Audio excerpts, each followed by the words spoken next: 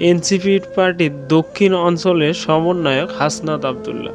হাসনাত আবদুল্লাহর Facebook post, সেখানে বলা হয়েছে ক্যান্টনমেন্ট থেকে আওয়ামী লীগ পুনর্বাসনের পরিকল্পনা চলছে অভিযোগ করেন হাসনাত আবদুল্লাহ। এই বক্তব্যকে কেন্দ্র করে বাংলাদেশের প্রধান রাজনৈতিক দলগুলোর মধ্যে চলছে বাকবিতণ্ডা, সাধারণ মানুষের মধ্যে চলতেছে রেশানল। ঠিক তেমনইভাবে বাংলাদেশের অনলাইন প্ল্যাটফর্মগুলোতেও চলছে আলোচনার ঝড়।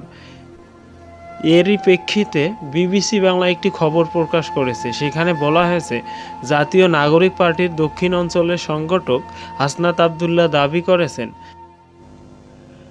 সাবেক মন্ত্রী সাবের হোসেন চৌধুরী, সাবেক স্পিকার শিরিন শারমিন চৌধুরী এবং ঢাকা দক্ষিণ সিটি কর্পোরেশনের সাবেক মেয়র শেখ ফজলে নূর তাপসকে সামনে রেখে বাংলাদেশে ক্ষমতাচ্যুত আওয়ামী লীগকে পুনর্বাসন করার চেষ্টা চলছে।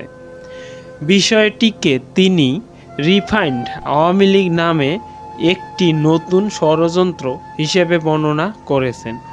গত 5ই আগস্ট আওয়ামী লীগ সরকার পতনের পর থেকে দলটিকে বাংলাদেশের রাজনীতি থেকে নিষিদ্ধ ঘোষণার দাবি উঠে আসছে। তাদের পুনর্বাসন প্রসঙ্গে হুঁশিয়ারি দিয়ে আসছে আন্দোলনে অংশ নেওয়া ছাত্র নেতা এবং অন্য কয়েকটি রাজনৈতিক দলের নেতাসহ বিভিন্ন পক্ষে আন্দোলনকারী ছাত্রদের চাপের মুখে আওয়ামী লীগের সহযোগী সংগঠন ছাত্রলীগকে গত অক্টোবর নিষিদ্ধ করা হয়েছে।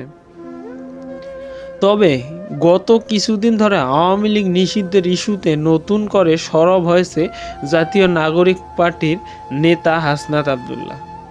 বেশ কিছুদিন ধরে তিনি তার ভেরিফাইড ফেসবুক পেজে আওয়ামী লীগকে নিষিদ্ধ ও ফেরানোর ইস্যুতে একের পর এক স্ট্যাটাস দিয়ে আসছিলেন, কিন্তু কোনো স্ট্যাটাসে তিনি এই দাবি কোনো প্রেক্ষাপট বর্ণনা করেননি। যেমন গত 9 মার্চ তিনি লিখেছেন, 2025-এ এসে 2013 ফেরানোর চেষ্টা করবেন না, সাবধান। পরের স্ট্যাটাস আসে গত 12 মার্চ।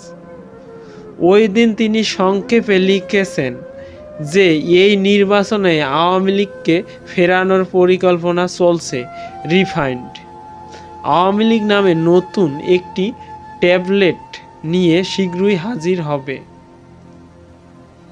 গত 15 মার্চের স্ট্যাটাস ছিল, যে পথ দিয়ে আওয়ামী লীগ পালিয়েছে ঠিক সে পথ দিয়ে আওয়ামী লীগকে ফেরানোর ষড়যন্ত্র করা হচ্ছে।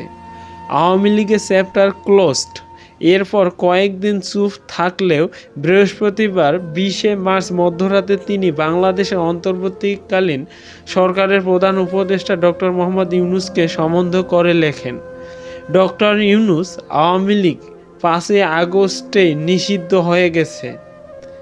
উত্তরপাড়া এবং ভারতের প্রেসক্রিপশনে আওয়ামী লীগের চ্যাপ্টার ওপেন করার চেষ্টা করে লাভ নেই। এখানে উল্লেখ্য, উত্তরপাড়া বলতে বাংলাদেশ সাধারণ ঢাকা ক্যান্টনমেন্টকে বোঝানো হয়েছে এবং পরের স্ট্যাটাসগুলো তিনি ব্যাখ্যা করেননি। অবশেষে তিনি প্রধান উপদেষ্টাকে সম্বোধন করে এই পোস্ট দেওয়ার 1 ঘন্টার মাথায় আরেকটি লম্বা স্ট্যাটাস দেন এবং তিনি তার এই বক্তব্যের কারণ খোলাসা করেন।